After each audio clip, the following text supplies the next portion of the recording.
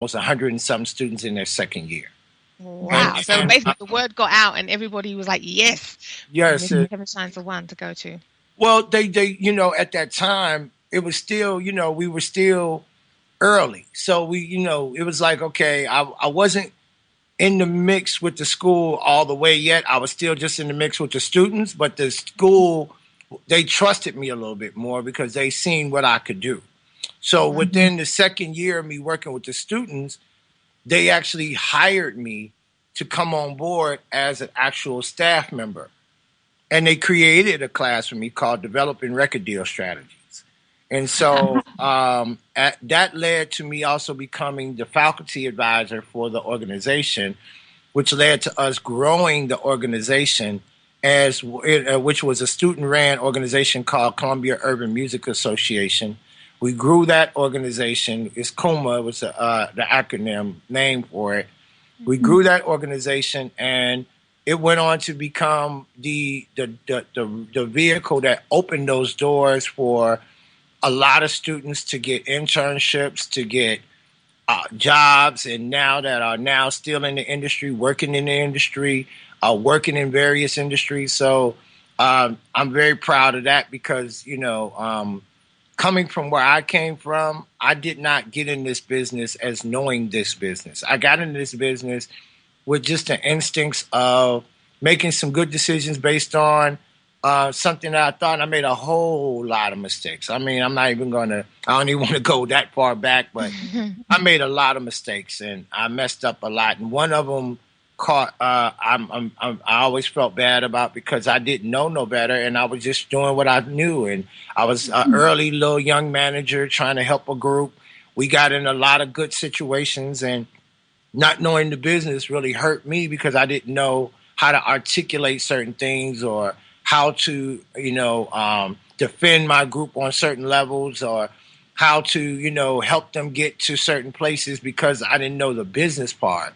And so people use that against me, and it kind of hurt our opportunity, but it also motivated me to want to know the business, to learn the business, because I'm a very competitive-minded person. And that led to me getting an opportunity to kind of right my wrongs, and becoming a teacher was one of the first steps, and also getting an opportunity to lecture on the music business at NYU in New York. That was kind of my platinum moment. That was the moment when, because I was afforded the opportunity by a gentleman named Alan Johnston to actually do that in front of some, lawyers and some other people. And I was very excited about that opportunity because, when you come from a place where you don't know the business to a place where you can now talk about the business in front of peers and people who respect you, and then you can actually use that gift to change people's lives and turn them around. After it, you felt like that time you were doing, it was something that you did wrong, and I accept all of the blame for all my mistakes. I never want to blame anybody because in this business, I think we blame people, right. And we like to point a finger at somebody and say, this person was the reason I failed, or this person was the reason I didn't get to where I want to be at. Really, no one is the reason you fail. You're the reason you fail because either you didn't know at that time how to make the right decisions, but if that failure was enough to motivate you to learn and change your ways, then that was what that was meant to be.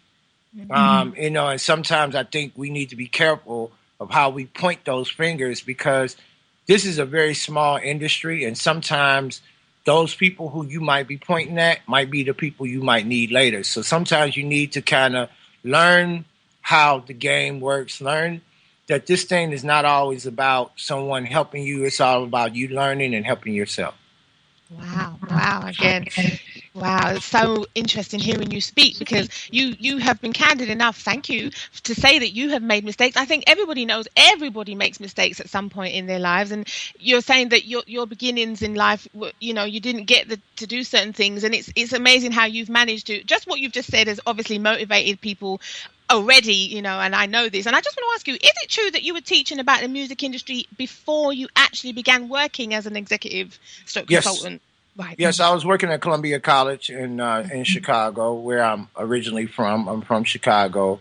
And, you know, and it's, like I said, just it was something that, you know, the class was called Developing Record Deal Strategies. And I'm happy to say that through me teaching that class, some of my students have, you know, are making money doing this thing, you know, now in the industry. And that's a real exciting thing to say, you know what I'm saying? That people that I had something to do with teaching are now making money doing what. But, you know what, even to take it back before I got to class, one of my students at that time when I was working with the organization, he would always be talking to me about the business. And so one day he just said, you know what, Kevin, have you ever thought about just doing like a little class on the music business? And how it really started was we kind of created like a makeshift class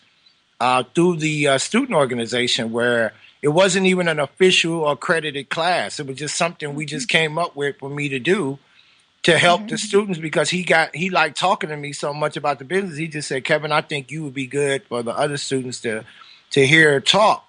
And so I just started doing this class out of nowhere, and it went from about 10 people in the room to on an average 30, 40 people in the room. And it was like there were people getting off work, showing up for this like it was a class, like it was accredited, which is really kind of what led to me getting my position with Columbia.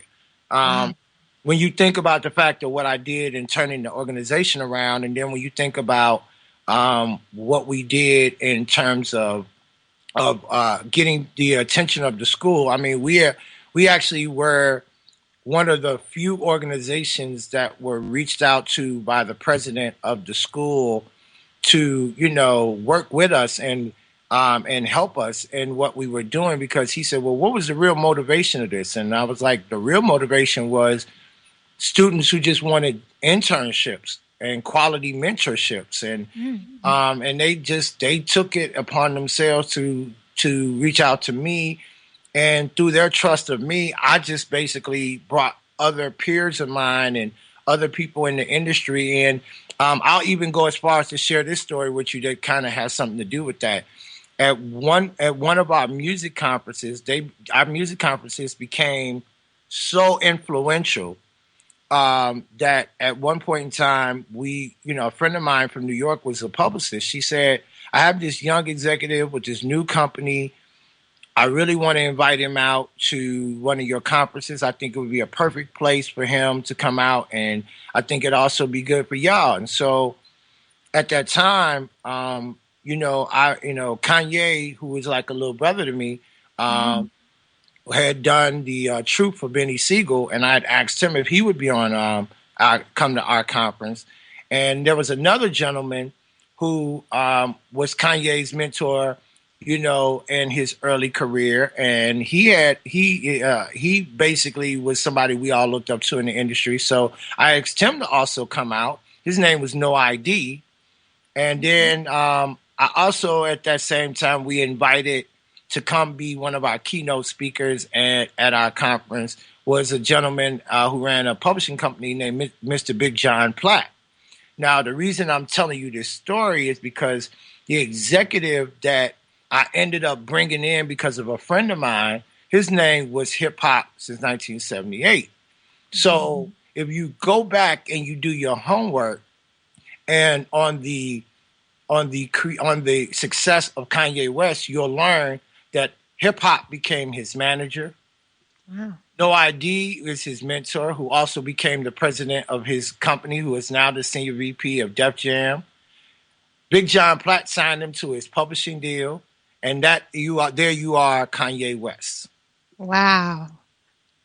The origins of, I mean, That is a fantastic story. Thank you so much for sharing that, because one of the many reasons I want to speak to you is because you can give such in-depth insight and information for all the listeners out there, for all those, budding, aspiring, up-and-coming artists. And because you've worked as a professor, obviously we know now why you have, been so successful, and I think your reputation probably preceded you before you did that. That's why your classes just grew so exponentially.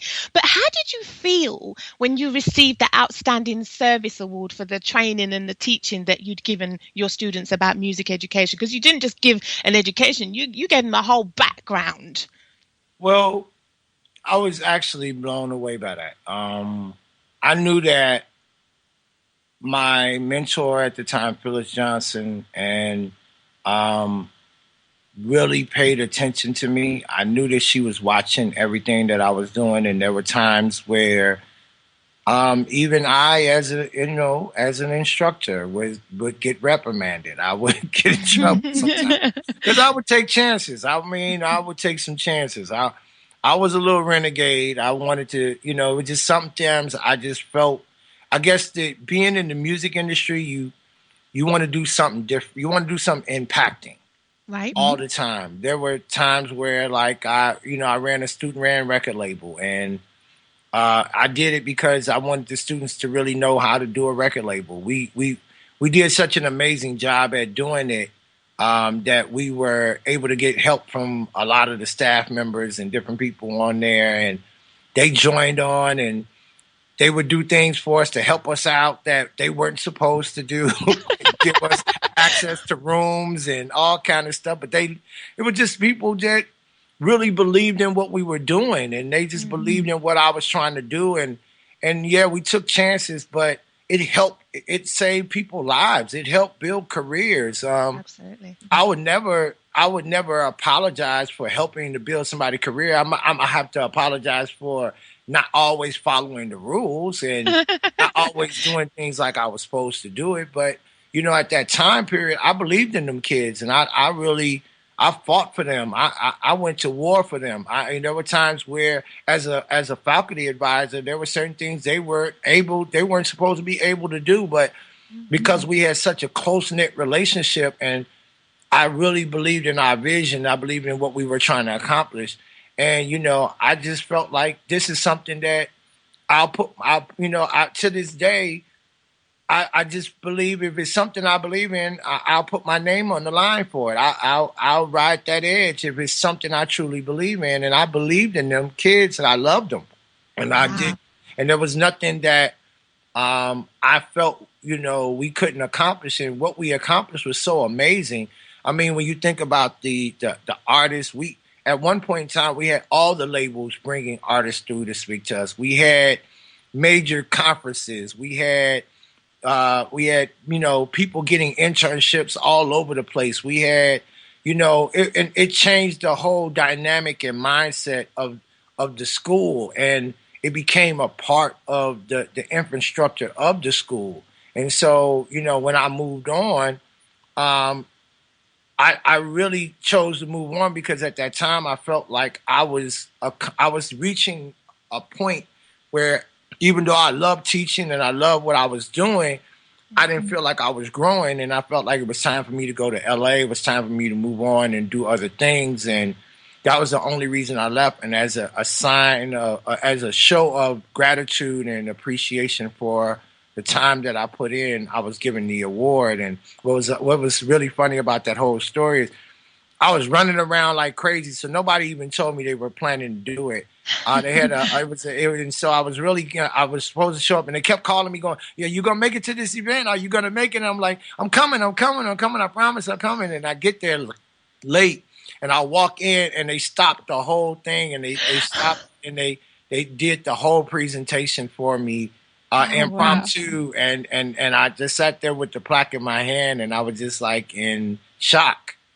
And I didn't even expect to get it, but because I knew there was a lot of things that I had done that I was very proud of, but I knew there were some things I had done that, I was getting in trouble over, and I knew that I was, but at the end of the day, they let me know they appreciated me, and that was the way they did it. They gave me an award that to this day is my platinum plaque. Wow, fantastic. I mean, Because you say about breaking the rules. I mean, I don't know. I think they can forgive you. We'll forgive you because don't they say rules are meant to be broken? well, sometimes. Yeah, But sometimes. I think what people gotta get. What I want people to take from you, you saying that you received this award.